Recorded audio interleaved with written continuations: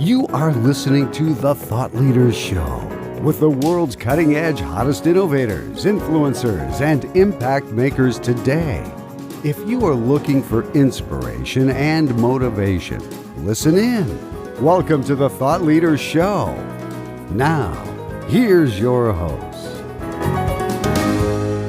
Hi, this is Tammy Passer, and I'm really excited to introduce today's guest, Dr. KEESHA EWERS. KEESHA, or Dr. KEESHA, as we love to call her, is a doctor of sexology, a psychotherapist, and is board certified in functional medicine and holds an advanced certification in Ayurvedic medicine, and is the founder and medical director of the Academy for Integrative Medicine Health Coach Certification Program. Dr. KEESHA has been in the medical field for more than 30 years. After being diagnosed with rheumatoid arthritis, an incurable disease according to Western medicine, she discovered how to reverse autoimmunity using her Freedom Framework method, which she has now used with thousands of her own patients and teaches to her health coach students in her online certification program. Dr. KEESHA is a popular speaker, including at Harvard and from the TEDx stage, and the best-selling author of Solving the Autoimmune Puzzle, The Woman's Guide to Reclaiming Emotional Freedom and Vibrant Health, and Your Libido Story, a workbook for women who want to find, fix, and free their sexual desire. You can listen to her on Healthy You radio show and find her programs at drkeesha.com. Welcome, Dr. KEESHA. Thank you so much. I'm so delighted to be here.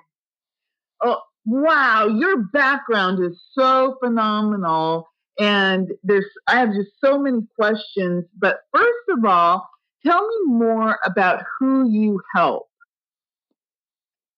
So in your intro, I just want to clarify, you said autoimmune, and it might make people think has to do with hearing, but it's actually autoimmune. So the people that I help, no, that's okay, are people, women in particular, but men and women, who have an autoimmune disease or who have a lot of inflammation, who don't even know they might have an autoimmune disease. I diagnose autoimmunity in probably 80% of my new patients who don't know they have it. They just know they feel frazzled and fried and completely fatigued, and they're overweight, so they feel fat.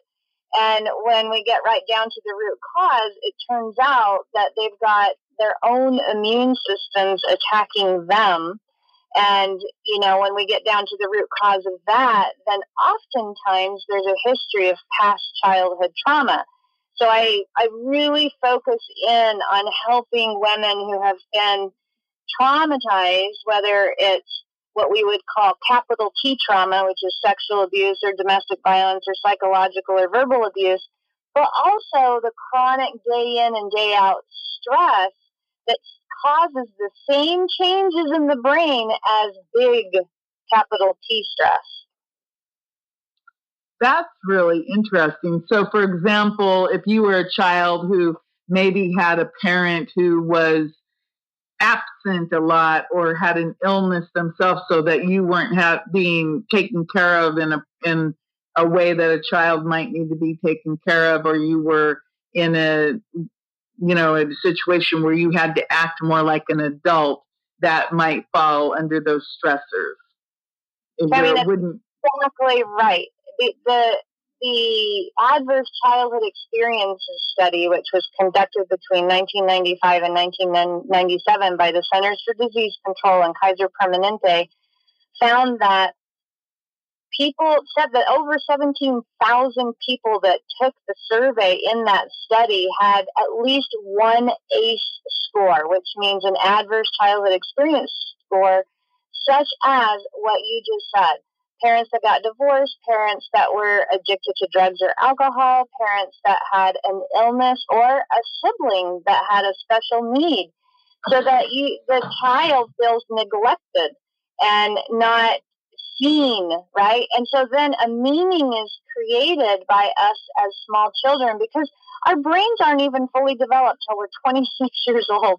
So when we're little kids, we make stuff up about our experiences if there's not a real solid, grounded caregiver present in that moment to help us navigate these experiences. And, any of us that are parents know we can't be there 24/7 to do that for our kids.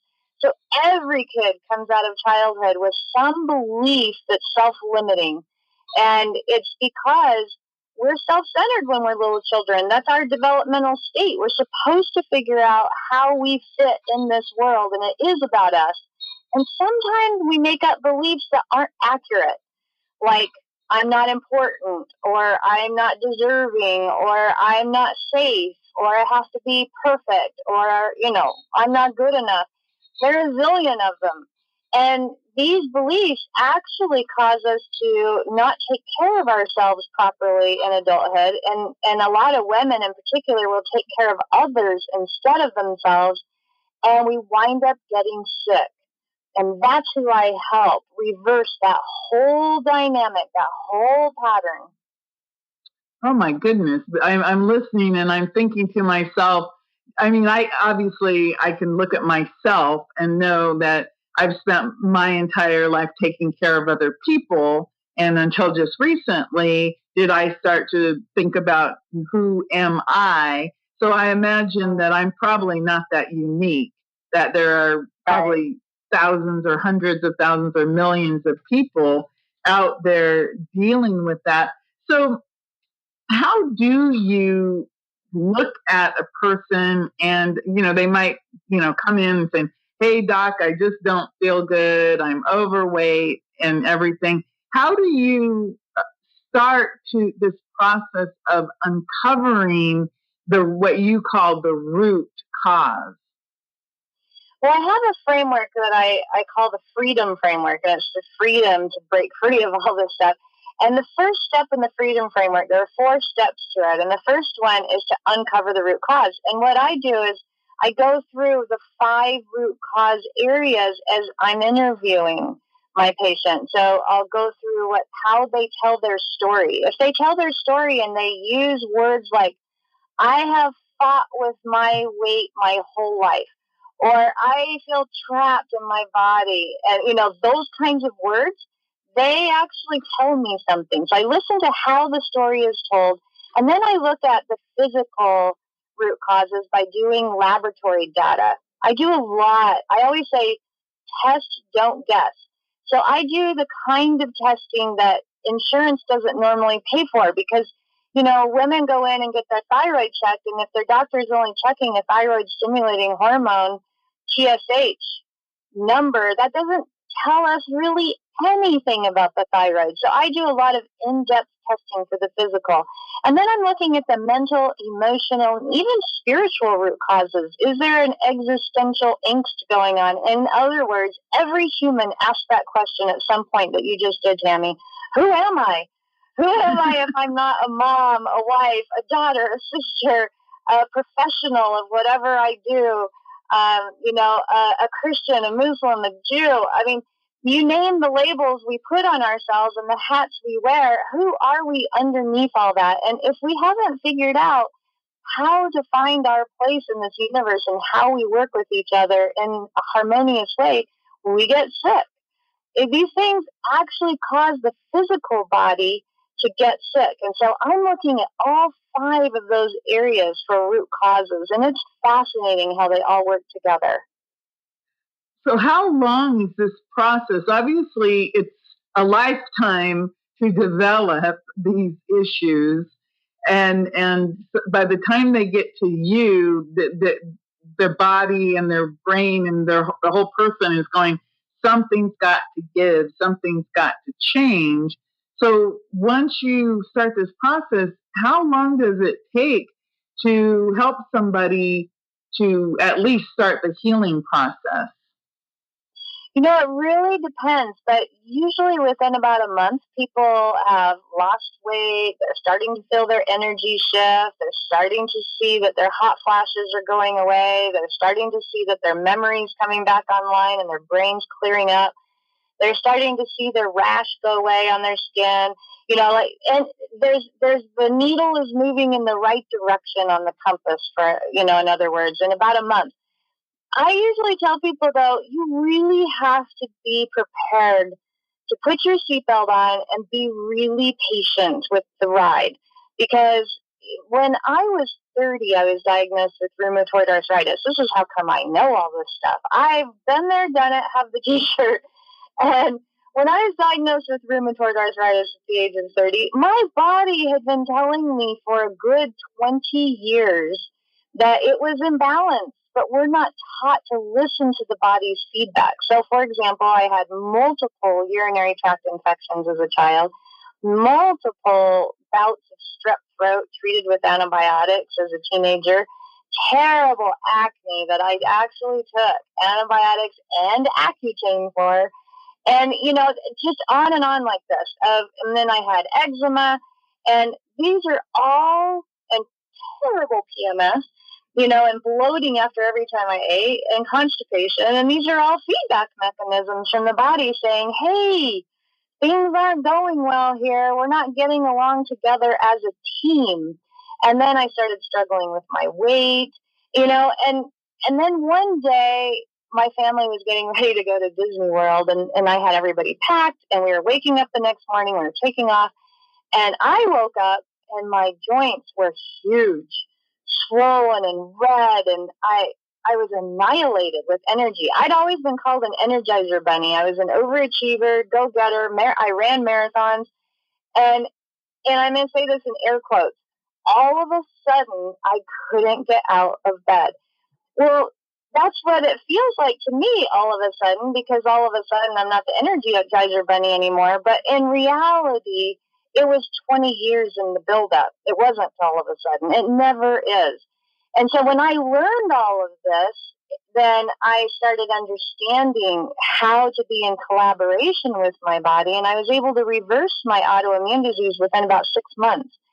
But, that's how you kind of have to think about it is, okay, you've been at this for a long time, so don't expect miracles in 1 month, right? Or 1 week. And there's no such thing as a magic pill. So I usually tell people, give it about a year to really, really reverse whatever it is going on, depending on how long you've had it. Wow. I'm just sitting here thinking about that. So you were 30 years old, the Energizer Bunny, and it appeared to come on overnight because that moment in time was that you woke up and your joints were all inflamed, but obviously your body had been talking to you for, like you said, for 20 years since you were a young person. And right. Were you already in a medical professional at age 30? I was. So I did high intensity, intensive care, oh my gosh. I thrived on the adrenaline junkie form of medicine. And in the Western, I call it standard American medicine, in that model of medicine, what you get is a prescription if you have rheumatoid arthritis for a cancer-fighting drug called methotrexate. We're still doing that still. And non-steroidal anti-inflammatory drugs, and told to go home and take these and come back if you get worse, because then we have to put you on an immune modulator. And I asked my doctor when I was diagnosed, can I do anything with my diet? Does this have anything to do with my lifestyle? And she said, no. Do you have any autoimmunity in your family? And I said, well, I think my grandfather had rheumatoid arthritis. I mean, he died before I was born. He died at 59, and I remember my aunt talking about him being in a wheelchair for a period of time in his adult life. And, sure enough, he did have autoimmune disease. And so she shrugged her shoulder, and she said, well, you just drew the short straw in the genetic lottery. And so, it's typed off as, it's genetic, you can't do anything about it, take these drugs that actually have worse side effects than what you're going through now and are going to make you even sicker. And nothing about how, in Ayurvedic medicine, I learned about Ayurveda in my research after I went home, which is the sister science of yoga. It's 10,000-year-old framework of medicine. And they said 10,000 years ago that rheumatoid arthritis is actually undigested anger. I had to sit and think about that because I was a really nice person. I was a people pleaser. I wasn't angry. I couldn't even imagine what I was angry about. So I sat down and I started meditating on this word autoimmune, which means I'm attacking me. And I got that right in that moment. I'm committing suicide.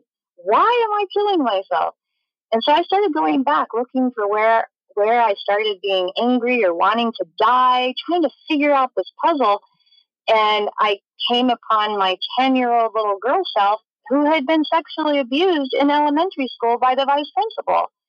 Now, those two things we now know through science are very connected. And I thought I had dealt with it, but clearly my body had all this anger still inside of it. And I certainly had not done a complete job of it. And so that's really, Tammy, where I went. I did change my diet. I took myself off of sugar. I found out I was allergic to gluten and dairy. And then I dealt with this anger that I'd never expressed. It had just gone into my body and it was eating me alive, literally. Wow, I can really see that. And now I understand what you were talking about with those type T traumas. And it's interesting that I mispronounced it because I was going, how did I do that? Because I know what autoimmune means, and but it's interesting as you look back, and I wonder how many people there are, like you said, it can be the trauma, like what you just described, the vice principal abusing you when you were only 10 years old. And you obviously, as a little girl, because like you said, your brain isn't even developed until, what did you say, 26 or 27 years old? And a little girl wouldn't have the capacity to even really deal with that in any way other than a little girl way. And so your body goes into whatever, I guess, protective mode or something. And then you forget, but yet it's still there, undigested anger. And I wonder how many people have, those issues. And as, your body said, hey, at age 30, but then there's other people, 40, 50, 60, 70 and up. I know that I had a huge gallstones. And again, I haven't studied, all I knew is that obviously my body created these blocks, that created pain. And so that's very interesting how our bodies deal with different stresses by creating those different things. And like you said, in Western medicine, the answer is either in a pill form or an operation type form. You don't need it. We'll just get rid of it. We'll remove it. And a lot of doctors, like you said, the doctor said, oh, it's probably genetic. How many people have been told that whatever it is they have is genetic? That there is nothing they can do about it. So then they deal with it in the traditional way. I always wonder about people with cancer who are treated with chemotherapy. And everyone I've ever talked to who's gone through it, they say, well, yeah, they basically nearly kill you in order to save your life. And I'm thinking, whoa, the quality of your life must really suck, when you're going through those treatments and everything. Oh, absolutely. And as you say, the implication when you see that it's in your genetic lineage, oh, my dad had diabetes, or my mom had heart disease, or my mom had Hashimoto's autoimmune thyroiditis too. My whole family has it. Or we're all fat, we're all obese. the implication is that means because it's in your genetic DNA that you can't do anything about it. And now we know that is absolutely patently untrue. And in the study of epigenetics, what we know is that we can control how we express our genes. And that's through a whole series of lifestyle things that we can alter. And I do a lot of genetic testing in my practice. Almost everybody that comes to me has been to doctor after doctor after doctor, and I'm sort of like the last last little oasis at the end of a long desert. And, when I do the genetic testing, I can say, look, this is why this is happening. This gene has a mutation in it that you got from this parent that, yes, has Alzheimer's. But guess what? You don't have to develop Alzheimer's, because here's what we know about this gene now. If you do this and this to your diet, if you take this supplement, if you do this with, other parts of your life, then you can actually turn that gene off, so to speak. So that's a really exciting thing. And I've never been so excited to be in medicine as now, because we do have these ways of being able to really get precise. I call it precision medicine. And, quite honestly, Tammy, so often what I'm seeing is it's actually proving out what the Ayurvedic, what we call the rishis or scholars 10,000 years ago had already figured out, which is so fascinating to me. Yes, that is fascinating, because it's like, what happened? We started relying on medications. That's what happened. We saved lives, like polio vaccination and early deaths through bacterial infections that got to be prevented with antibiotics. And then we went clear over the other end, and we stopped thinking about the digestive system as the root of health. We stopped thinking about food as medicine. In America, we say if a little bit's good, a lot must be better. So we did what we typically do. We went overboard. We went clear this direction and kind of threw the baby out with the bathwater. And, it doesn't work that way. So we totally ignored the laws of nature and started just saying there's one active ingredient in everything. And that's not, nature tells us that's not true. It's all about synergy. So it's a really fascinating thing that's happened, but people are starting to see, in Western science, a lot of us have picked up this hue and cry of we need to start integrating, the technology that we have of today, which we should never throw out, and integrate it with the wisdom that the earth teaches us, and a lot of really smart people throughout history have learned patterns, and we can integrate all of that. So a lot of people are starting to wake up to that now. That's really interesting, because, well, here's a prime example. Until I met you, I had never even heard of the term functional medicine. So think about that. And I'm fairly educated, yet that I had not heard of that term functional medicine. And now I understand a lot more about, that everything isn't curable with the latest pill, that television advertising would make us think that, all we need is, the magic purple pill for this and this pill. And everybody always ignores all of those side effects that they say in the really fast voice on the TV commercials. And I'm like, they always end with death. And death, could cause death. And I'm going, why would anybody want to take that pill with all those side effects? Because it's just crazy how, we ignore, we'll focus on that one thing and ignore all the things like, hey, doc, if I change my diet or if I exercise more, could that help me?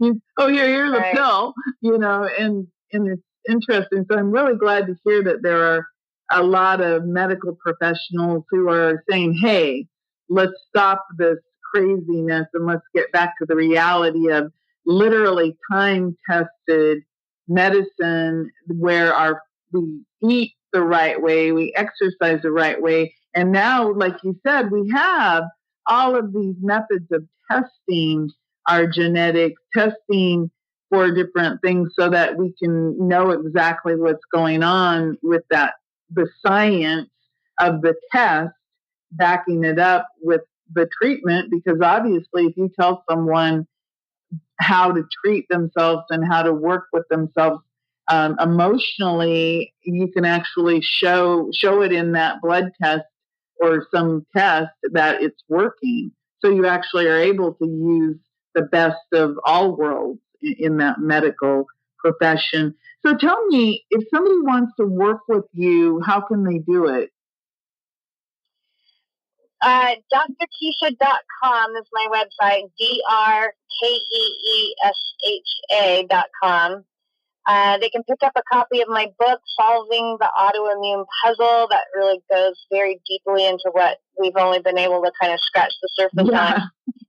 And for people that are really passionate and think the ship has sailed, for them to go to medical school and really help other people, I have a certification program where I train people to be integrative medicine health coaches to do what I do. And it's, I think, going to really save American healthcare to have this new strata of medical delivery called health coaches. And not all health coaches are alike. And so I started this amazing program. So it trains integrative medicine health coaches to do what I do, to do the same testing, to use the same freedom framework, and to really listen to people and put together their clues. I call it being a medical detective. And you can find out information on my website about that too, Dr. KEESHA, or just work with me one-to-one. I love helping people really reverse these chronic illnesses. 80% of them are diagnosed in women. 80% are women. Wow. You also have a program called You Unbroken and another one called the Libido Cure for Women. What are those? So these are online programs that I develop for people who they identify if they listen to a talk I give from stage or they hear a video that I do. Oh my gosh, I had trauma in my background and I need to know how to overcome it. The You Unbroken program is amazing. It is for that. It helps you to be able to reframe the beliefs from childhood that you had when you were stressed. And so that you can move forward in a more powerful way. I call it going from victim to vital. And then the libido cure, the same 5 root causes that are present for autoimmune disease are present if you have low libido as a woman. And I always, this is a whole nother interview, but I talk about libido as a gas gauge on the dashboard of your car. If it's low, it means you are out of gas. And instead of drinking caffeine or Red Bull or eating sugar, and then ignoring it, your body's trying to say, I need some attention, because libido is desire for your whole life, not just for sex. It's like, how am I with the things I love in my world? Am I passionate about them? Or is my gas tank empty? So that's a whole program for helping people really reclaim their desire for life and to understand what's going on with them if they have a sexual desire blockage.